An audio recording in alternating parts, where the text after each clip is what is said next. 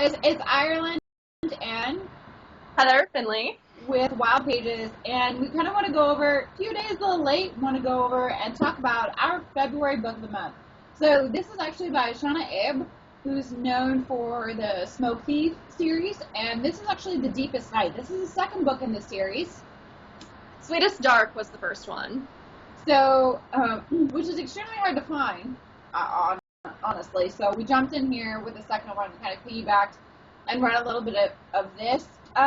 Summary of the book takes place in early 1900s, let's say around 1915, kind of in the era. Shana Abe is notoriously known for her dragons, so for humans that turn into smoke, which turn into dragons who are attracted by a lot of jewels. So you'll see that in the Jewel Thief and the Smoke Thief. From her previous series, this is a new series she started with kind of the same similar outlook of the Drakon, only placed a little bit differently. And so if you're into like paranormal, sci-fi type of romance-esque and dragons, this is something that would fall in that genre for sure. Overall thoughts for the book, not my favorite. No. To be flat out honest, if Shana Abe hadn't wrote some amazing stuff with the Smoke Thief set, I definitely would have been completely bummed with this. Now, Heather, you jumped in and read the first one to read the second one. Mine over extensive long period of time of reading first and second. You did it back to back. What's your overall thoughts? So this book was terrible and horrible and awful, and I hated it, the first one, because it had the worst love triangle of all time. The second one was maybe like that much better. But yeah, I didn't like it either. It was strange. I think it was like a loss of a plot. I really don't think that there was much to it. There was characters without a lot of developmental characteristics to them, other than, hey, suddenly you're Drakon to it. Try not to do any spoilers with this review for you guys, but it definitely didn't hold the attention. As far as characters, you got the main character of the story, you got Laura Jones here. Basically, she's an orphan, and then kind of was on a scholarship as far as the second book to a all-girls notorious snooty booty school where they teach you the proper etiquette to being a lady or a duchess. Yes. Kind of where it would start to, and that's kind of where this second book is. I know the first book kind of talks about a lot of that. There's a lot of other interesting characters. I don't know. There's no plot. I feel like that was the biggest struggle of the books. Besides not liking how the characters were, the fact that there wasn't a lot to draw me into the stories to make me want to keep turning the pages. There was a plot point with the mother that came up at the very beginning of the second book, which I keep mixing the titles up, but that, like, for a second I was like, ooh, this will be interesting, and then it doesn't go anywhere. There's not anything making you wonder what will happen next. It's more just like, this is what's happening now, and it doesn't really impact anything. Right, I felt like it didn't sink through, and all of a sudden she woke up in the morning, well, what happened at night? Like, it was too choppy. I don't think it was a very smooth transition into anything. And it takes you on all these different sporadic burst of bubbles of things, and you're like, what? You're too busy trying to track of where everything went to, I feel like. Favorite part, man, I gotta tell you, it was towards the end. Old Aunt Lottie, man, she's like an old crabby aunt, man. She's a crabby bitch. She'd like throw a bedpan at you. Some of it. Where's my fucking truffles? Fuck you. I like how the crazy people in it were the only ones that were like, they were kind of okay. Yeah, they were like schizo bitch crazy. I loved it. Yeah. There was like the crazy dad, there was the crazy friend.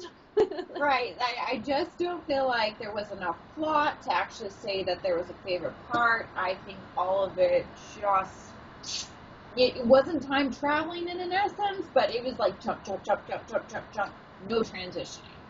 Definitely thought it could have been wrote way differently, and I felt like the characters could have been developed a little more. She was trying to place it in like what would that be, World War I? Or is it II? I believe, right?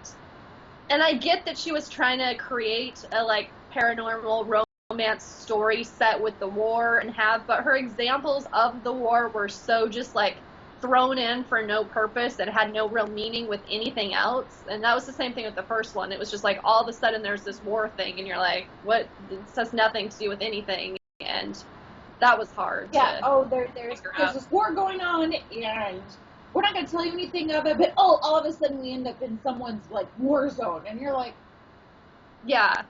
Who's fighting against who? What's going on? Where are you located? You know, it doesn't tell you anything as far as the essentials that you would need. At least in the previous book that we read, it kind of gave you, like, this is the thing. We got a war series going on here. Yeah. We're in sci-fi going serious. We got switches. See, but in Passenger, the war part was one of my favorite parts of the whole thing, because I felt like it did show us what was happening in, it was World War II in that one, right?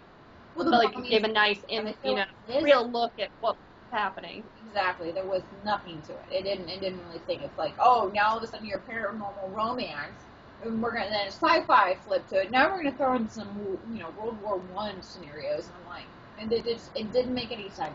But I would say if you guys are fans of paranormal dragon type romance post Twilight, this is a great one for you. Exactly. Large fires.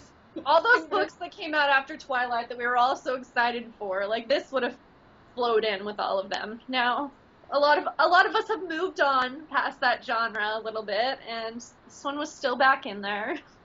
Yeah, I definitely feel like this was. I was trying to actually see when it came. It actually came out in 2013, so it's actually really not as old as I thought it was going to be. I thought it was going to be a lot older. Tell me what the first one is, but. Again, if this was a movie or TV casting, 2013. I don't think I didn't picture anybody in these. Like, I wouldn't even put this as eligible to be read as a script. No. This is about as bad as Spider-Man. Like the 30. Yep. The one you're gonna get leave the theater for because nothing makes any sense and every dialogue was wrote so shitty. You're like, really? Who the fuck says that? That's another big thing that kind of threw us for a loop. I know you and I were discussing this earlier.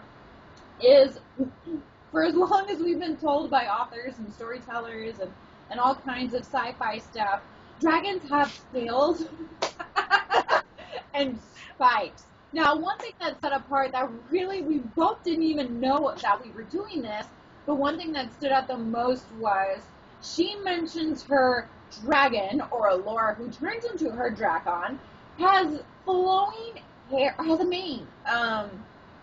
You Google it, and dragons don't have hair like manes.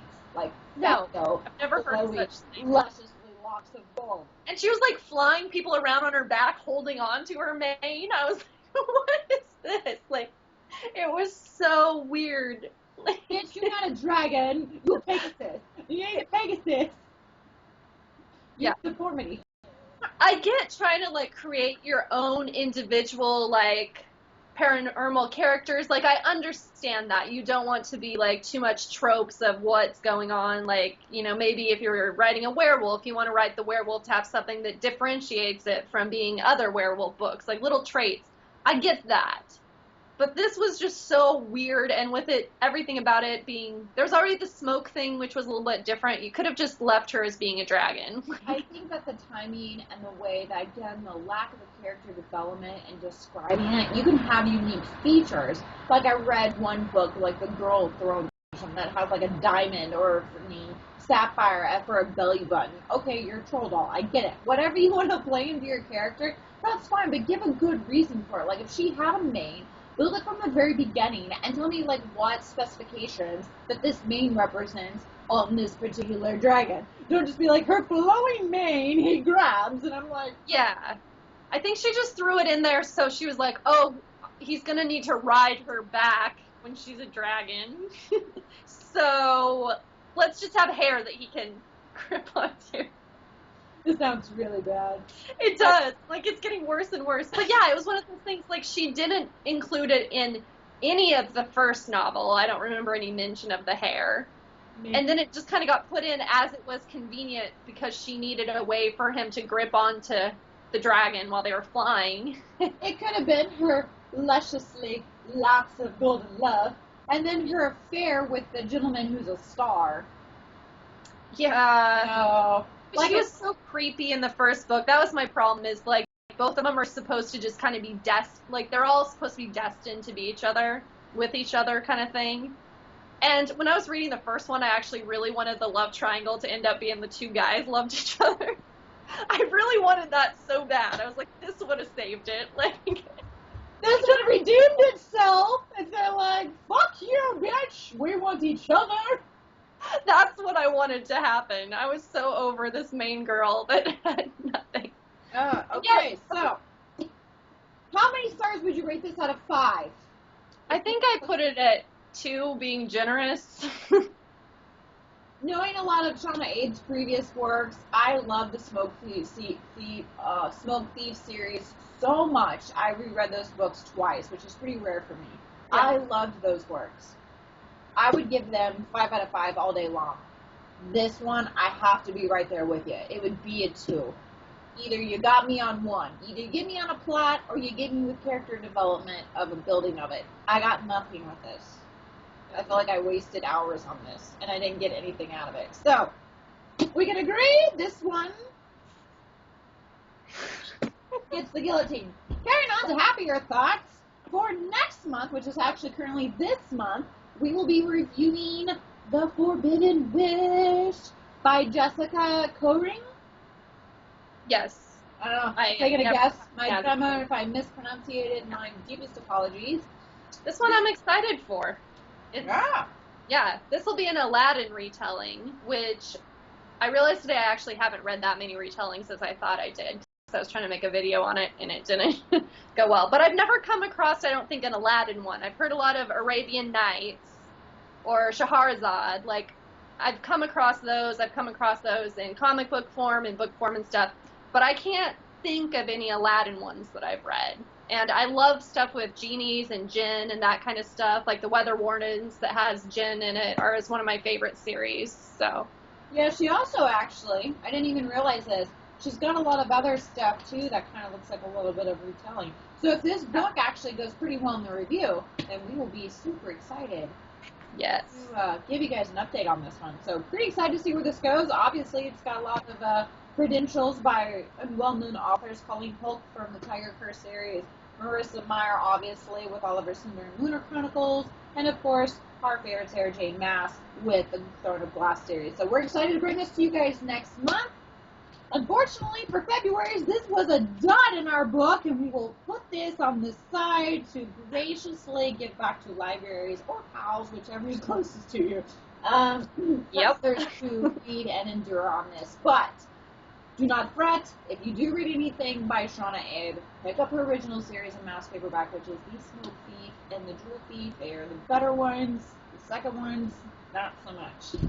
Yes. So, without further ado, we are signing off, and we will see you guys for our end of the month, this March review. So, yes. See. Bye. Bye.